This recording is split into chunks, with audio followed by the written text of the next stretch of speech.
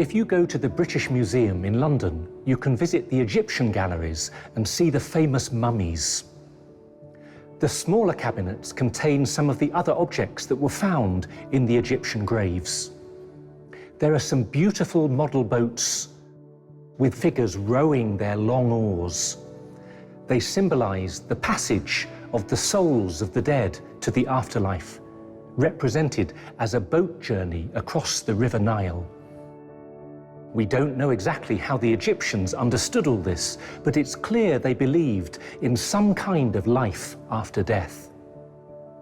There seems to be a kind of instinct in the human heart to look beyond, to believe that death is not the final end. There is a longing for eternal life.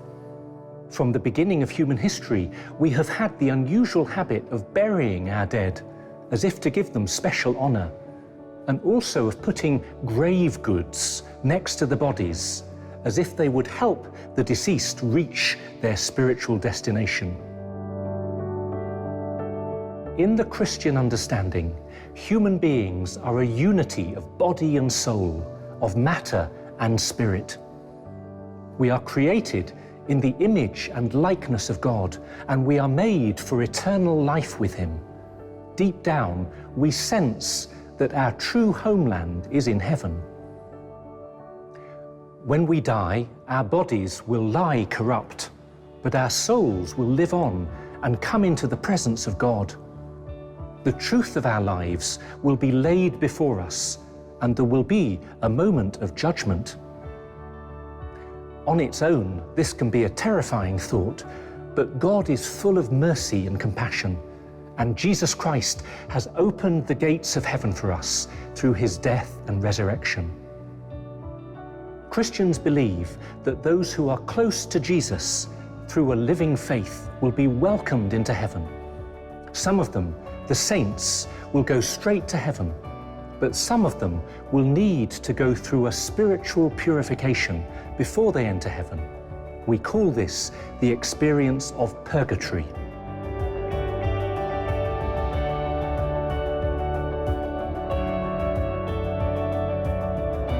But what about those who have not come to know Jesus?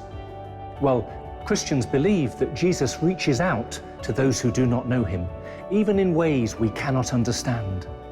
He longs for all people to be saved, and He would never condemn someone who had had no chance to know Him. But we also know that it's possible to turn away from His love and mercy, and even to reject the salvation He offers. This is the tragedy of hell, to cut yourself off forever from the merciful love of God. At the end of time, at the second coming, Jesus Christ will come back to earth in glory and bring everything to its fulfillment. There will be a final judgment, a vindication of God's plans, a fulfillment of all His promises.